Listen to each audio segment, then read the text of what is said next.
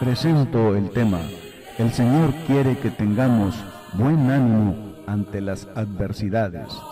Sermón expuesto por el predicador Josué Iván Cook el 24 de septiembre del año 2017 a la Congregación de Cristo que se reúne en la Colonia Industrial, Monterrey, Nuevo León, México.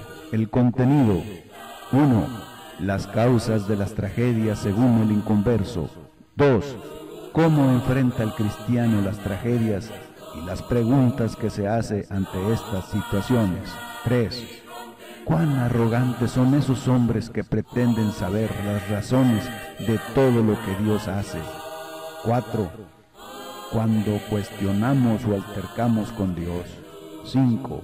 El Señor Jesús quiere que tengamos buen ánimo. 6. Pablo y Silas en sus sufrimientos cantaban y oraban. 7. ¿Qué hacemos cuando los golpes llegan? Nos quedamos en una esquina solamente preguntándonos ¿por qué yo? 8. Hay 3 razones de por qué el Señor, aun cuando estamos enfrentando todas estas cosas, nos dice que tengamos buen ánimo. Razón número 1. Porque Dios no nos ha dado espíritu de cobardía. Dios no quiere hijos cobardes. Razón 2. No somos de los que retroceden. Razón 3. Porque nosotros confiamos en Dios. No confiamos en el hombre ni en los bienes materiales. No confiamos en las cosas del mundo. Además, vea usted también el tema: cuando altercamos o cuestionamos a Dios por un servidor. La enseñanza de nuestro Dios, para que a través de ella, hermanos, seamos edificados, seamos exhortados, seamos consolados, seamos guiados, hermanos, en la verdad de nuestro Dios, y así poder agradarle, saber más de su palabra, seguir esforzándonos, hermanos, en hacer su voluntad.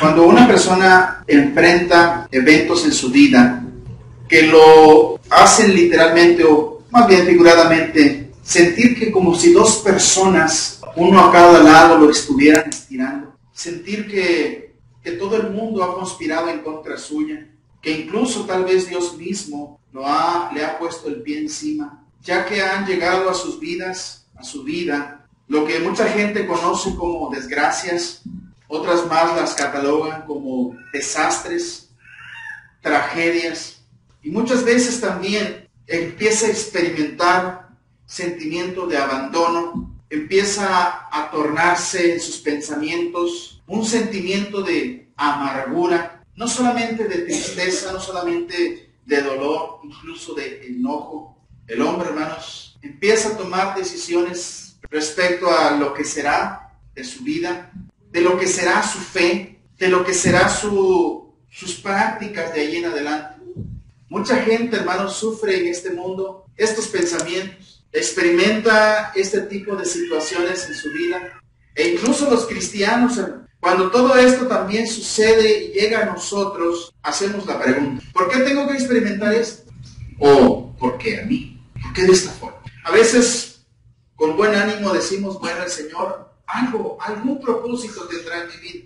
Con buen ánimo decimos: bueno, Señor, está bien, es tu voluntad. Pero a veces, hermanos, los golpes son tan duros que no solamente es una cosa, son 2, son 3. El hombre natural, hermanos, el hombre que no conoce a Dios, muchas veces lo atribuye, bueno, de las siguientes maneras. Bien podría considerar y decir: bueno, pues es la naturaleza. Es la naturaleza y nos tocó la de malas. O bien, como dijo alguien por allí, nos tocó la mala suerte. Otros más, hablando del hombre natural, pueden decir: no, es que alguien me hizo algo. Alguien me hizo brujería. Otros tantos, y con un poco de incertidumbre y tanto de resignación, podría decir: bueno, no sé qué malo he hecho en esta vida para que me esté pasando lo que me está pasando. Pero ¿qué dice el cristiano? ¿Qué puede decir y qué debe sentir el cristiano ante esta situación? Cuando la desgracia, cuando la pérdida, cuando el dolor, cuando la enfermedad, cuando la angustia y todo ese tipo de situaciones y problemas llegan a su vida, tienen derecho a preguntar al cristiano por qué. ¿Está mal que un cristiano diga, Señor, ¿por qué me está pasando todo esto? Ninguno de nosotros como cristianos estamos exentos de todas estas cosas. Todos, hermanos, enfrentamos diferentes situaciones. Hoy, de nosotros, la familia González, no está aquí. Fueron a acompañar a la familia. Llegaron a Guadalajara, hermanos, para poder estar con los que están llorando. Una familia, hermanos, que, como sabemos, fuerte en el Señor, fuerte en su fe, pero que también sufre, como todos nosotros. Y que, hermanos, tal vez más de uno preguntará, ¿por qué le van a poner? ¿Por qué? ¿Por qué? O entre nosotros, hermanos, en la congregación de la industria, que hemos vivido y hemos experimentado la partida de amados hermanos en la congregación, fieles al Señor, que amaban la obra del Señor y que se sacrificaban por Él. Y que podíamos decir, bueno, si el hermano, la hermana estuviera aquí, ¿cuánto más podría haber seguido haciendo? ¿Por qué tuvo que irse? ¿Por qué no mejor el Señor se lleva a aquellos que no trabajan, que no se reúnen? Es más, los que causan problemas en la iglesia, los que causan división.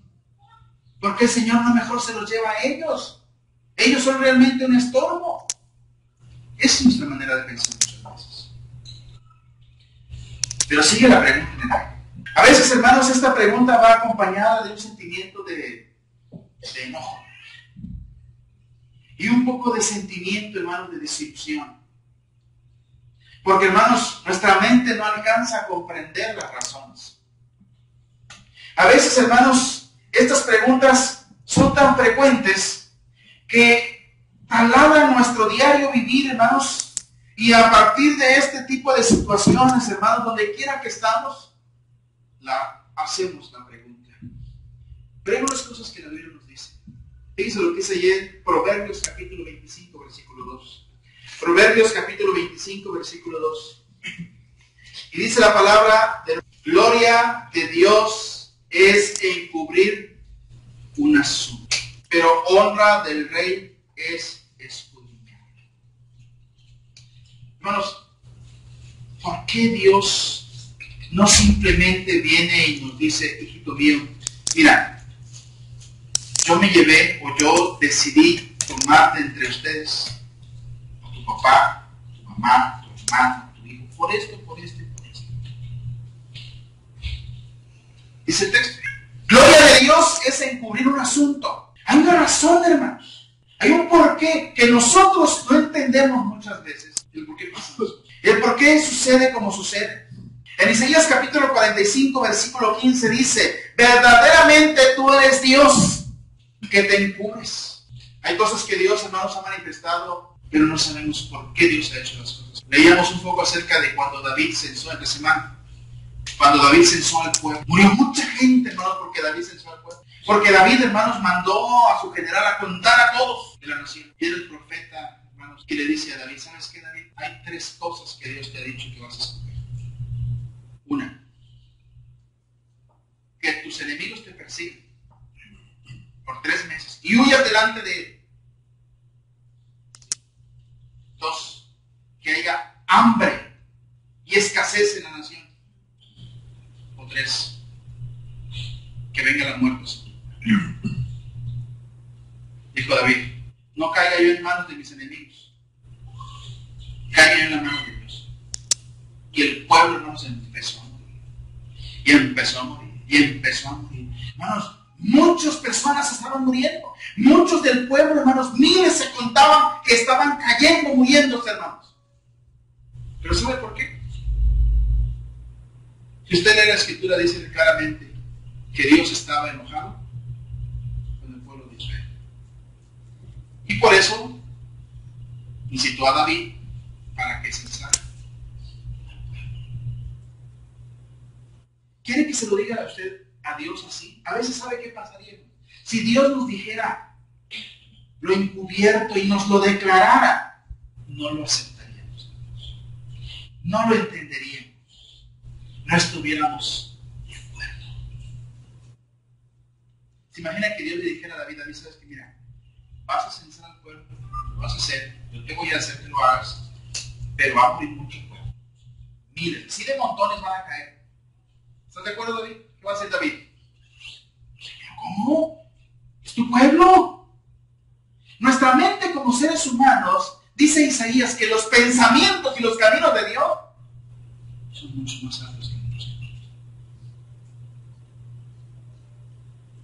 Así como el cielo está muy alto de la tierra, así de altos están los pensamientos de Dios de nuestros pensamientos. Ahí en Deuteronomio, hermanos, conocemos esta cita tan conocida, del versículo 29, capítulo 29 de Deuteronomio. Hay cosas que son secretas. Las cosas secretas pertenecen a Dios. Y las reveladas a nosotros. Vamos a leer, por favor, Isaías capítulo 55. Si me acompaña, por favor, al versículo 8 y 9. Dice la palabra así. Porque mis pensamientos no son vuestros pensamientos, ni vuestros caminos, mis caminos, dijo Jehová. Como son más altos los cielos que la tierra, así son mis caminos más altos que vuestros caminos, y mis pensamientos más que vuestros pensamientos. Usted y yo no sabemos cuál es el camino del viento, o cómo crecen los huesos en el vientre de la mujer encinta. Así también nosotros ignoramos mucho, hermanos, porque Dios hace las cosas. ¿Cómo hace Dios todas estas cosas? Por más que el hombre se meta en indagar el cuerpo y el desarrollo humano, hermanos, nunca va a alcanzar a comprender el cómo. Y nuestra mente es corta. Nuestra mente tiene límites. ¿Sí? Nos cuestionamos y le cuestionamos muchas veces a Dios. ¿Por qué hace las cosas que hace? Porque para nosotros no entendemos por qué lo hace así. De ahí hay un artículo, hermanos, acerca de personas, hermanos, que habían terminado su vida de una manera inesperada. De un joven que era muy estudioso, sacaba las mejores calificaciones. Y su familia cristiana y cristiano fiel al Señor le pedían al Señor que los ayudara para que el muchacho entrara a la facultad de medicina, y pues porque era muy difícil, como hoy día es muy difícil entrar a veces en las universidades, tienes que tener cierto promedio. Y gracias a Dios el muchacho pasó el examen, reunió los puntos y logró entrar. Empezó a estudiar, primer año con excelentes calificaciones, todos los maestros decían, este va a ser un doctor muy bueno. Y sigue estudiando, ya casi para terminar. Pues tenía una novia y le pidió matrimonio para casar. Un día que iba a la escuela, tuvo un accidente. Los papás preguntaban, ¿por qué? ¿Por qué dejaste que entrara a la escuela? ¿Por qué dejaste que sacara buenas calificaciones? ¿Por qué lo ayudaste en todo si no iba a ser médico? A veces, hermanos, hacemos ese tipo de preguntas. Y quisiéramos haber cambiado los planes de Dios y decirle a Dios cómo hacer las cosas. Pues que no hubiera pasado el examen mejor, que fuese un empleado de oficina, no hubiera pasado por aquella calle, no hubiera tenido que ir por aquella avenida. Su novia se graduó con un médico y se dedicó a ayudar a mucha gente necesitada. A veces, hermanos, preguntamos por qué, y a veces de esta forma, ¿por qué muere gente buena? Hermanos, a veces no lo entendemos. Y preguntamos por qué y no tenemos respuesta. La pregunta se queda en el aire. Pero yo creo que el Señor Jesús quiere que nosotros tengamos en mente. Y me permití tener esta introducción extendida, hermanos, para entender por qué el Señor Jesús nos dice que tengamos buen ánimo, a pesar de todas estas cosas. Porque el Señor Jesús nos está diciendo a través de su palabra, a través de su enseñanza, que debemos seguir adelante, que debemos seguir luchando, que debemos seguir esforzándonos, que debemos seguir trabajando en su obra. Señor, pero mira mi corazón cómo está roto, destrozado, desanimado, desalentado. Bueno, el Señor te dice, levántese, ánimo. Es muy difícil. Muchas veces es muy difícil. Pero necesitamos, hermanos, tomarnos de la mano del Señor. Necesitamos aferrarnos a su brazo fuerte, hermanos, para dar el siguiente paso de cada día. Porque solos no vamos a poder. Y el Señor no quiere que lo hagamos solos. No quiere que andemos allá sin rumbo, con la mente sin saber qué hacer. Él nos dice qué hacer. Y lo que Él nos dice, hermanos, es que nosotros levantemos nuestra frente delante de Él y lo miramos a los ojos y caminemos. Y a veces ya nos da miedo. Nos da miedo porque decimos, Señor, si siendo fiel a ti, enfrento todas estas cosas, la siguiente, Señor, no voy a aguantar. Solo no podemos. Y Dios no nos dice que no va a haber otra. Va a haber más. Cuando Pablo, hermanos, iba predicando en aquellas ciudades, llegaba a las sinagogas y les hablaba a los judíos. Bueno, los judíos muchos no escuchaban, otros sí escuchaban. Y aparte de judíos había hombres, mujeres de aquellas ciudades, hermanos, que obedecían el evangelio. Y aquellos judíos que no obedecían, que no creían, hermanos, ¿saben qué hacían? Alborotaron a la gente. Llevaban a Pablo ante los magistrados, ante los gobernantes, ante las autoridades. Y decían, este hombre está cambiando nuestras costumbres. Este hombre es una mala influencia para nuestra gente. Y lo metían en la cárcel. A Pablo lo apedrearon. A Pablo lo azotaron. A Pablo lo tenían encadenado. A Pablo lo tenían, hermanos, en la cárcel más del fondo. Un dato importante, hermanos, que podemos notar es que Pablo, solamente allá en Filipos, fue encarcelado solamente Pablo y Silas. Pero había 4 personajes en la narración. Era Lucas y era Timoteo. ¿Por qué no encarcelaron a Timoteo y a Lucas? Si llegaban los 4 juntos. Solamente apresaron a Pablo, a Silas, y la palabra, que los azotaron mucho. ¿Saben qué significa eso? O sea que, ahora sí, como dicen por allá, se mandaron con ellos, no tuvieron compás. Y estaban en el cepo, hermanos. Estaban encarcelados.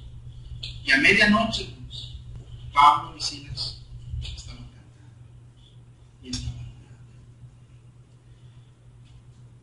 Si le preguntamos a Pablo, oye Pablo, ¿por qué estás cantando? ¿Por qué estás orando? Yo que tú estuvieras llorando. Hombre, los golpes que nos dieron fueron muy duros. Las marcas que nos han de haber dejado. ¿Qué hacemos cuando los golpes llegan? Nos quedamos en una esquina y solamente preguntamos, ¿por qué yo? Le decimos al Señor, si yo sufro por ti, por ser tu hijo, yo he de pasar por todas estas cosas. Tú lo sabes. Te doy gracias por lo que permites en mi vida, por lo que me das y también por lo que me quitas. Finalmente, hermanos, tiembla el lugar donde estaba, en la cárcel, tiembla, se abren las puertas, todo. Unas horas más adelante, una familia entera se bautizó. Al día siguiente, dijeron a Pablo, ya vete Pablo, ya no te queremos aquí. Y Pablo se fue a Tesalónica a predicar. A veces queremos saber por qué.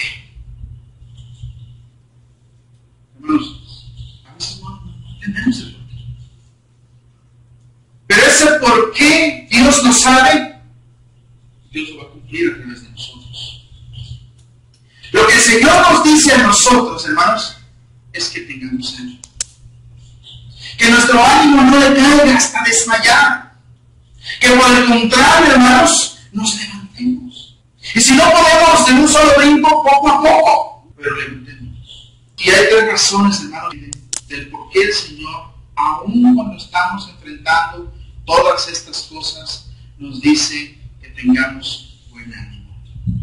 La primera razón, hermanos, por qué debemos tener buen ánimo aún en medio de estas situaciones, dificultades, hermanos, es porque Dios no nos ha dado espíritu de cobardía.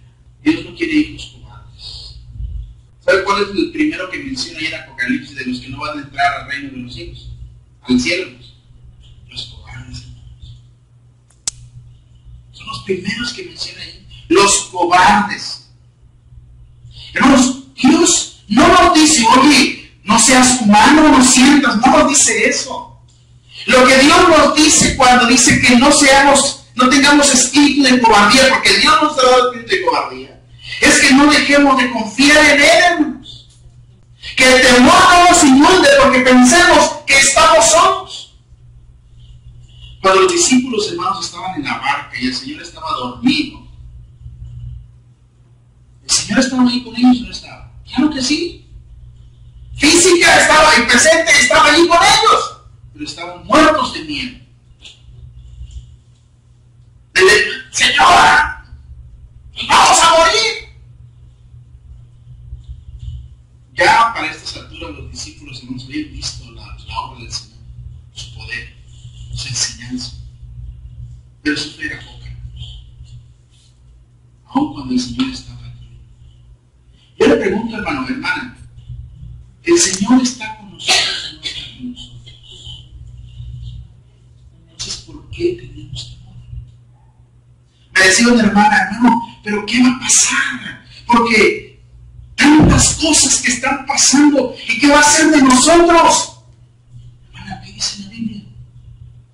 Que si este mundo se deshiciese, hermanos, si este cuerpo se cayese a pedazos, Dios tiene para nosotros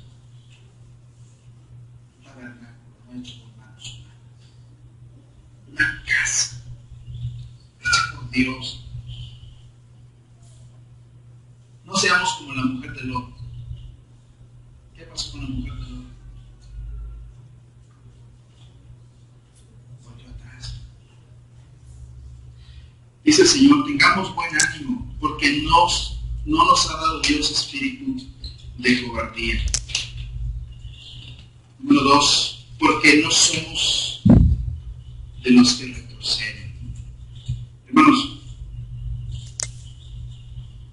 ninguno que pone las manos en el arado y mira hacia atrás puede ser discípulo del Señor. Nuestra mente, hermanos, es hacia adelante. Nuestra dirección es hacia adelante. Cuando las adversidades y las dificultades llegan a nuestra vida, debemos, hermanos, asirnos firmemente el camino en el que estamos. Sigue. A veces los problemas son muy pesados y a veces caminamos despacito, pero caminemos, no nos detengamos y mucho menos retrocedamos. ¿Sabe qué dice el Señor Jesucristo? Ahí en Juan 16:33, estas cosas os he hablado para que en mí tengáis paz. En el mundo tendréis aflicción, pero confiad, yo he vencido.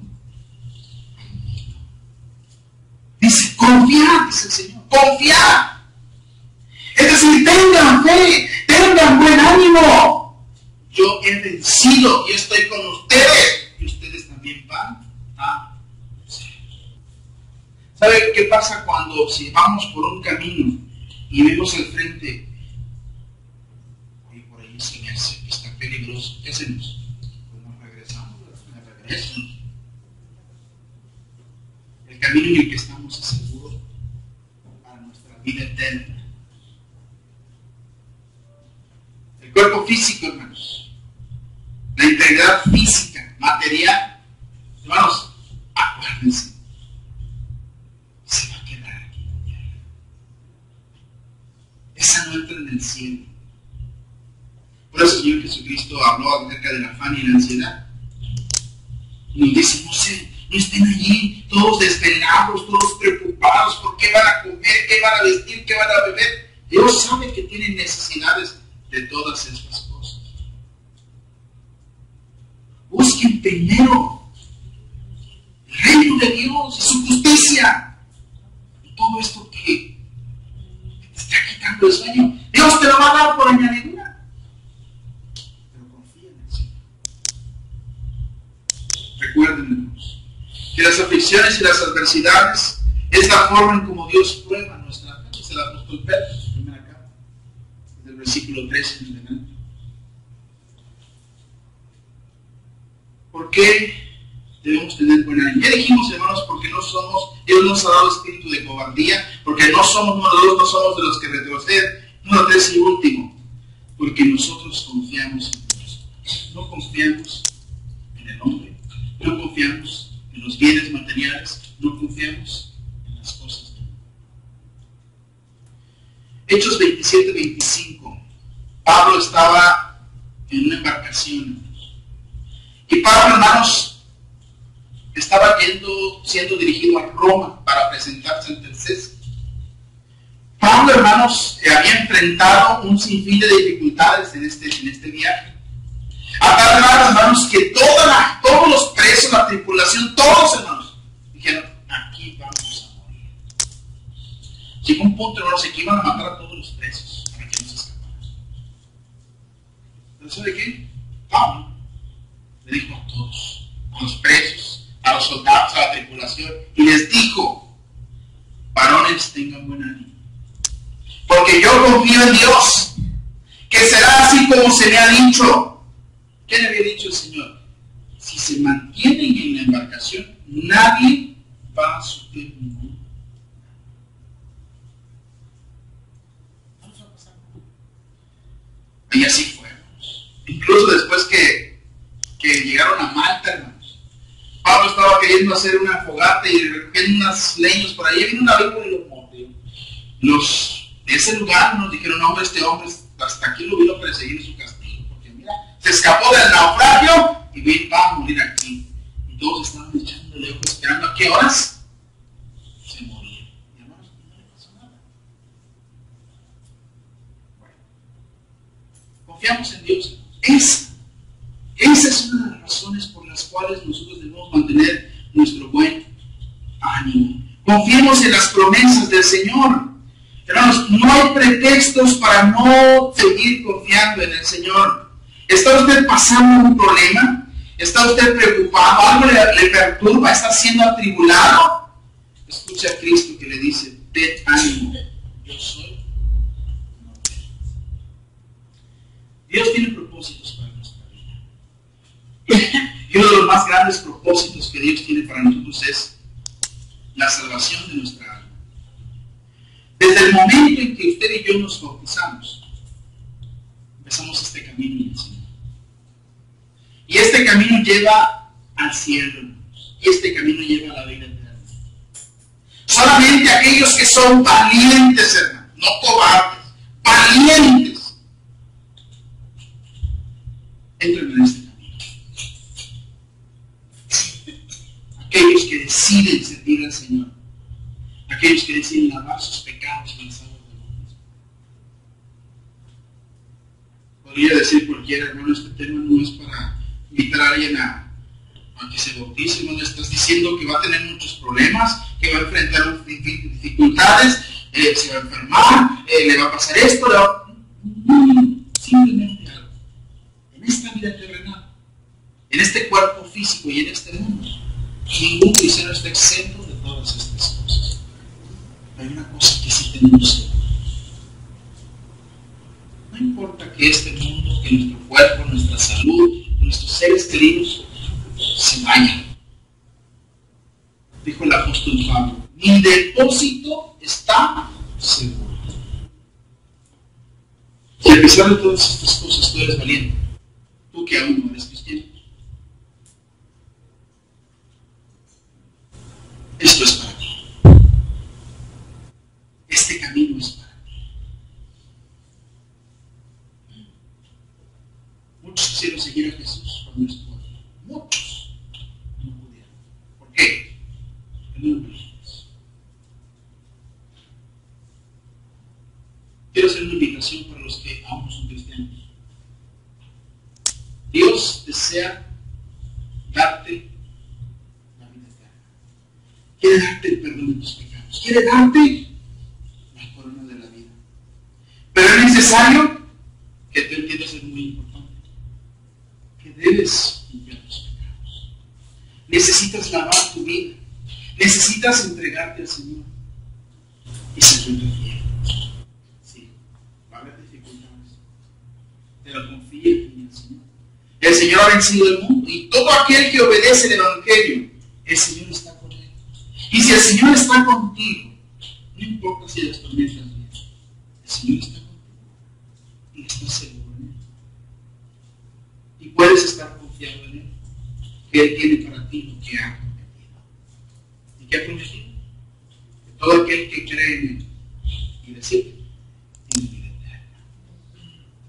Para los que ya somos cristianos, no olvidemos nuestra vocación, no olvidemos nuestro llamado y sigamos adelante. Si a veces el dolor, la tristeza nos hace surgir la pregunta, Señor, ¿por qué? El Señor guarda silencio. No pensemos que es una descortesía, que es una desatención. Por el contrario, el Señor sabe y entiende perfectamente por lo que estamos pasando. Él desea que sigamos adelante, que tengamos buen ánimo, porque estamos seguros. Y cuando pensemos que el Señor ha guardado silencio, recordemos que incluso cuando Jesús estaba en la cruz, también el Señor guardó silencio. ¿Por qué? Porque el propósito de ese sacrificio lo decía. ¿Qué propósitos hay en nuestra vida? El por el cual estamos pasando las cosas que estamos pasando, tal vez no lo sepamos, pero Dios sabe. Y si confiamos en Él, digámosle, Señor, haz de mí como bien te parece. Sigamos adelante, sigamos luchando, sigamos esforzando, porque Dios tiene el control de nuestras vidas. Vamos a entonar un himno de invitación. Y si alguien entre nosotros desea... Cuando altercamos con Dios, altercar con Dios es la cumbre de la irreverencia de parte del hombre.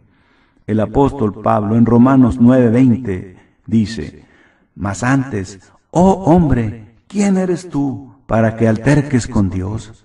Dirá el vaso de barro al que lo formó, ¿por qué me has hecho así? Cuando cuestionamos a Dios, muchas personas, como usted y yo, llegamos a momentos que cuestionamos a Dios porque no entendemos por qué estamos pasando por esas pruebas y oramos afligidos. Lo que decimos cuando nos quejamos con Dios tratando de culparlo. Inciso A, ¿cómo es posible que me pase esto a mí? Inciso B, Señor, yo te he sido fiel y mira a esta hermana que nunca se ha acercado a ti y de vez en cuando asiste a los cultos, tiene todo, salud, dinero, y yo que te sirvo, mira lo que tengo, mira cómo realmente no he podido salir de este valle. Me gustaría que pensemos acerca de algo que es común, pero muy peligroso. Cuando nos encontramos con problemas en la vida, cuando sufrimos decepciones, enfermedades graves, cuando sufrimos tragedias, etc., podemos estar tentados a echar la culpa a Dios. Decimos, Dios, ¿por qué me haces esto a mí? En nuestro propio pensamiento y tal vez en presencia de los demás, podemos quejarnos de nuestra dificultad y luego reclamar o dejar la impresión de que Dios nos ha hecho esto. Tales acusaciones y amargura podría incluso llegar al nivel de la mujer de Job, que le dijo a su marido en su sufrimiento: ¿aún retienes tu integridad? Maldice a Dios y muérete. Ella estaba culpando a Dios y quería compartir su incredulidad y amargura con su marido. ¿Qué es lo que estaba haciendo la mujer de Job? El caso de Job ilustra el por qué Dios nunca tienta a nadie para hacer el mal.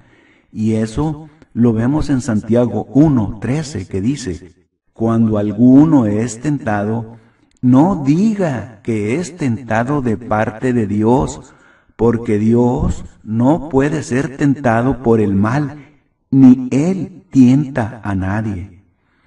Dios permitió que Satanás tentara a Job, pero le puso límites a lo que podría hacer. Eso lo vemos en Job 1:12, que dice: dijo Jehová a Satanás: he aquí, todo lo que tiene está en tu mano, solamente no pongas tu mano sobre él. Y salió Satanás de delante de Jehová. Y aún así, como con Job, Dios siempre limita lo que Satanás puede hacer. La mujer de Job le dijo a su marido: ¿aún retienes tu integridad? Maldice a Dios y muérete. Ella quería compartir su incredulidad y amargura con su marido. Pero Dios siempre limita lo que Satanás puede hacer. En Job 2:6 leemos: y Jehová dijo a Satanás: he aquí, él está en tu mano, mas guarda su vida. Satanás por sí solo no puede tocarnos, tiene que pedirle permiso a Dios. Simón Pedro, el apóstol que más se atrevió a entrar en lo espiritual, el que no se conformó con solo ver lo que su maestro hacía, sino que quiso experimentar todo lo que su maestro le enseñó, se ve en medio de un dilema. El dilema es: si yo sirvo al Dios Altísimo, entonces Satanás no me puede tocar. Este es el dilema que la mayoría de los cristianos se preguntan, y la realidad que a todos nos toca vivir, porque Satanás puede pedir a cualquier cristiano para zarandearlo como a trigo, porque Dios lo permite. Parece injusto a simple vista, pero es la realidad cristiana. Todo cristiano tiene que pasar en algún momento por esta prueba. Dios lo permite y tiene autoridad para hacerlo. Zarandear es cribar trigo con un sedazo para quitar la paja. En Lucas 22:31 al 32 leemos: dijo también el Señor: Simón, Simón, he aquí Satanás os ha pedido para zarandearos como a trigo, pero yo he rogado por ti, que tu fe no falte, y tú, una vez vuelto, confirma a tus hermanos. Primero tenemos que saber que Satanás por sí solo no nos puede hacer nada, ya que no tiene poder ni autoridad para hacerlo. Por lo tanto, tiene que ir delante de Dios para pedirle permiso para tocarnos. Pedro, después de la resurrección y ascensión de Jesús, se quedó solo, y fue el tiempo más difícil, ya que sin Jesús y en tiempos de persecución, lo más fácil era negarlo y vivir tranquilo, pero no. Él sufrió por causa de Jesús y fue apresado, y tuvo Dios que mandar su ángel para sacarlo de prisión. Luego se convirtió en el gran apóstol Pedro. Nuestra fe es probada en el horno de aflicción con el fin o propósito de que se halle pura y aceptable al Señor cuando Él venga la segunda vez en gloria, o sea, cuando sea manifestado Jesucristo. Primera de Pedro 1:7. Muchos de nosotros no sabemos por qué nos pasan las cosas, los momentos difíciles de nuestra vida. Una de las cosas que son más difíciles de entender y asimilar son los momentos más difíciles de nuestra vida. Hay momentos que no sabemos el por qué nos pasan. Tal vez muchos de nosotros a veces nos frustramos y nos cansamos y llegamos al momento en nuestra vida que decimos, ¿qué está pasando en mi vida? ¿Dónde y en qué área le estoy fallando a Dios? Pero muchos de nosotros no sabemos el por qué. La respuesta está en Isaías 55, 8 y 9, que dice, porque mis pensamientos no son vuestros pensamientos, ni vuestros caminos mis caminos, dice Jehová. Como son más altos los cielos que la tierra, así son mis caminos más altos que vuestros caminos, y mis pensamientos más que vuestros pensamientos. El hombre siempre busca respuestas de por qué padecemos. Normalmente empezamos a buscar respuestas de por qué nos pasa eso. Así que cuando el miedo a la muerte se convierte en el mayor desafío de la vida, no tenemos todas las respuestas de lo que nos ocurre. Muchas veces hemos tratado de entender todo sobre nuestro mundo y nuestra vida, pero no siempre es posible. Porque nuestra capacidad para hacer frente a situaciones difíciles no debe estar basada en nuestra comprensión de todas las respuestas. Proverbios 3, 5 al 6 dice, fíate de Jehová de todo tu corazón y no te apoyes en tu propia prudencia. Reconócelo en todos tus caminos y Él enderezará tus veredas. Isaías 55, 8 al 9 dice, porque mis pensamientos no son vuestros pensamientos, ni vuestros caminos, mis caminos, dijo Jehová. Estos pasajes de la Escritura nos ayudan a los cristianos a entender un poco mejor cómo debemos enfrentarnos a una grave enfermedad o a las tribulaciones. En la imagen de esta diapositiva vemos a un hombre altercando o cuestionando a Dios. Y dice, ¿hasta cuándo, Dios, me vas a responder? Altercar con Dios es la cumbre de la irreverencia de parte del hombre. Dios no es culpable, y nos lo dicen los siguientes pasajes. Eclesiastés, capítulo 5, versículo 2, dice, no te des prisa con tu boca, ni tu corazón se apresure a proferir palabra delante de Dios, porque Dios está en el cielo y tú sobre la tierra, por tanto, sean pocas tus palabras. Santiago capítulo 1 versículo 13 dice, Dios no puede ser tentado por el mal, ni Él tienta a nadie. Ahora veremos por qué Dios no es culpable. La razón número 1, porque Dios está en el cielo. Él es un Dios de infinita majestad, santidad y conocimiento, y debe ser adorado con profunda veneración y gran solemnidad. La razón número 2, y tú sobre la tierra.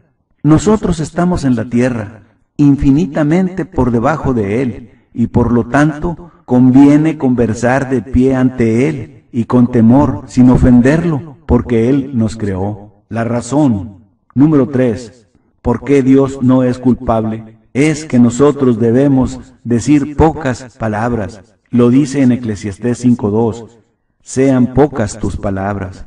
Romanos 9:20 dice, mas antes, oh hombre, ¿quién eres tú para que alterques con Dios? Dirá el vaso de barro al que lo formó, ¿por qué me has hecho así? Y ya para concluir este punto, debemos saber que el hombre es quien determina su carácter, conformándose a la voluntad de su Creador, y así venir a ser objeto de la misericordia de Dios, o rechazando la voluntad de Él, y así venir a ser objeto de su ira. Jesús le prometido servirle con amor, concédeme tu gracia. ¿Quién nos separará del amor de Cristo? ¿Quién nos separará del amor de Cristo? ¿Tribulación? ¿O angustia? ¿O persecución? o hambre, o desnudez, o peligro, o espada? Como está escrito, por causa de ti somos muertos todo el tiempo, somos contados como ovejas de matadero. Antes, en todas estas cosas somos más que vencedores por medio de aquel que nos amó. Por lo cual estoy seguro de que ni la muerte, ni la vida, ni ángeles, ni principados, ni potestades, ni lo presente, ni lo porvenir, ni lo alto, ni lo profundo, ni ninguna otra cosa creada nos podrá separar del amor de Dios que es en Cristo Jesús, Señor nuestro. Romanos 8, 35 al 39. El apóstol Pablo, enumerando las promesas o garantías que tiene el cristiano de ser glorificado al fin según el plan de Dios, no nos dejará el amor de Cristo mientras sufrimos por Él. El cristiano fiel no tiene ningún opositor exterior que le pueda separar del amor de Cristo. Cristo le seguirá amando a pesar de las oposiciones exteriores. Concédeme que escuchen, Jesús, tu clara voz. Anímame. ¿Quién nos separará del amor de Cristo? ¿Cuántos de nosotros hemos pasado por situaciones donde comenzamos a cuestionar a Dios en nuestras vidas? Hay situaciones en la vida, en ocasiones, que no las entendemos, ni las comprendemos, ni las podemos asimilar. Hay momentos en que caemos muy profundo, en donde parece que no hay respuesta, y tal vez muchos de nosotros hemos pasado por ese momento. Tal vez en ese momento decimos: Señor, yo sé que tú estás conmigo, pero a veces es tan difícil decir que tú estás conmigo. Ni el dolor, ni el tormento, ni la pena, ni el infortunio, ni la adversidad, ni la desgracia, ni la aflicción, ni la tribulación, ni la angustia, ni la persecución, ni la espada, ni el hambre, ni la desnudez, ni el peligro nos separará del amor de Cristo. Romanos 8, 35 al 39.